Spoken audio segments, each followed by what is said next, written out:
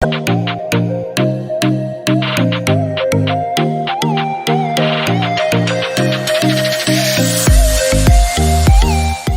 बच्चों, आज हम विषय हिंदी के तहत वसंत भाग 2 का अध्ययन करेंगे। वसंत भाग 2 में एक 3 का कविता का अध्ययन करेंगे। इस कविता के कवि अयोध्यासी उपाध्याय अर्थात हरिओद जी है। इस कार्यक्रम में मैं आपका हार्दिक स्वागत करता हूं। प्यारे बच्चों, अब हम हरिओद जी का संक्षिप्त जीवन परिचय देखेंगे।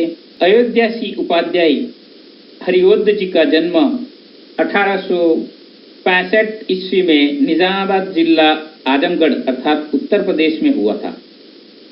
ये ब्राह्मण परिवार में पैदा हुए थे, लेकिन बाद में इन्होंने सिख धर्म अपना लिया। उन्होंने वही तहसील स्कूल में अध्यापक रहे तथा बाद में 20 वर्षों तक कानूनगो का काम बड़ी सच्चाई और ईमानदारी के साथ किया।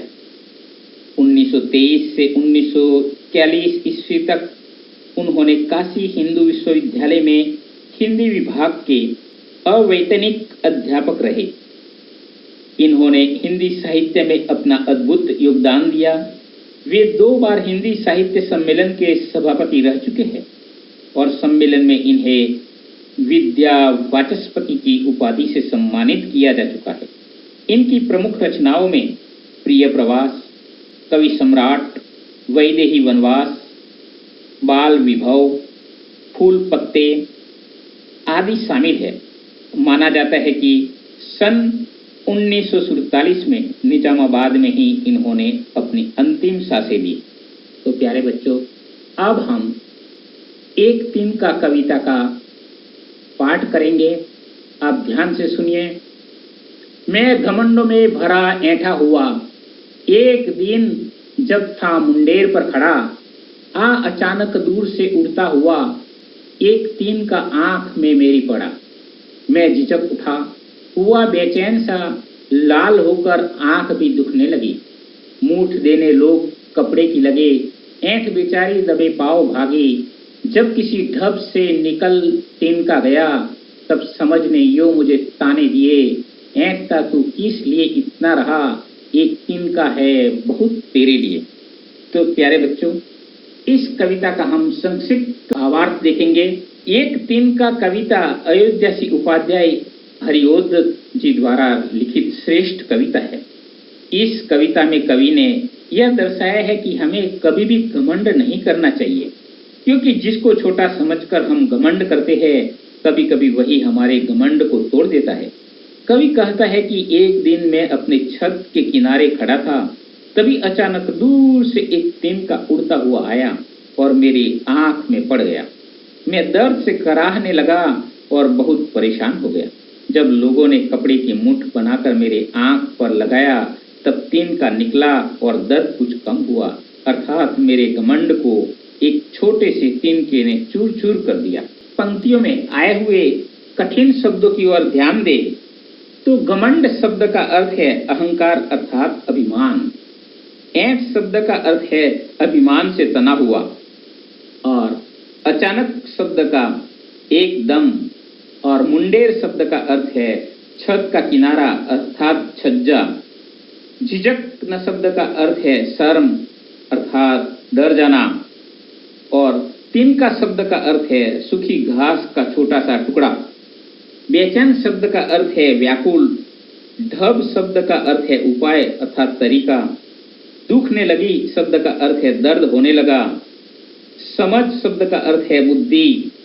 ताने देने शब्द का अर्थ है समझाना, और इसमें एक मुहावरा भी प्रयुक्त हुआ है, दबे पांव।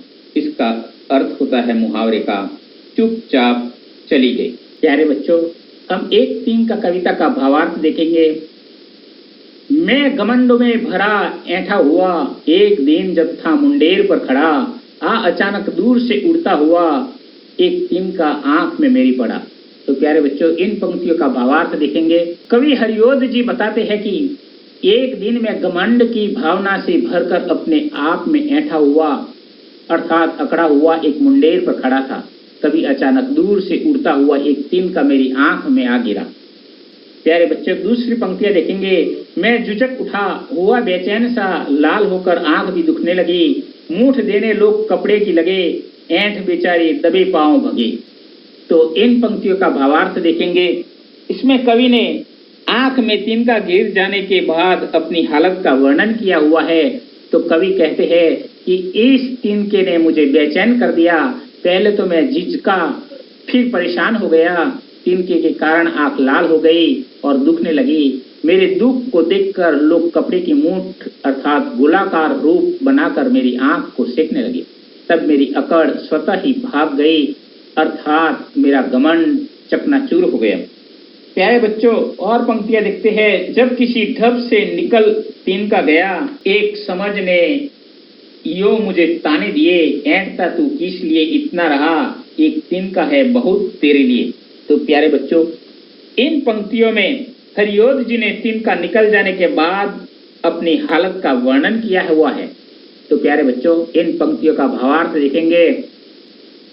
कवि कहते हैं कि उस समय किसी उपाय से मेरी आंख का तिनका तो निकल गया, पर मुझे अपनी भूल का एहसास हो गया। तब मेरी बुद्धि ने मुझे ताना मारते हुए कहा कि भला तू किस लिए ऐंठता था, अर्थात तेरा घमंड करना बेकार था।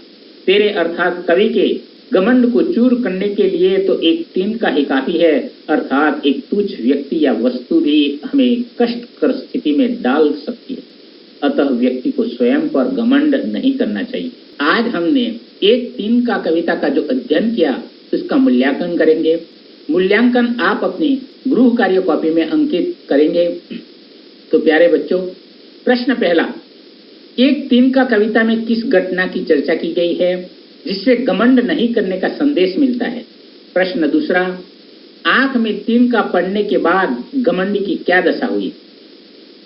प्रश्न तीसरा, घमंड की आंख से तिनका निकालने के लिए उसके आसपास लोगों ने क्या किया? तो प्यारे बच्चों, आज हमने एक तिनका कविता का अध्ययन किया। इस कविता में किसी भी प्रकार का संदेह या प्रश्न है तो आप मेरे कमेंट बॉक्स पर अंकित कर सकते हो। धन्यवाद।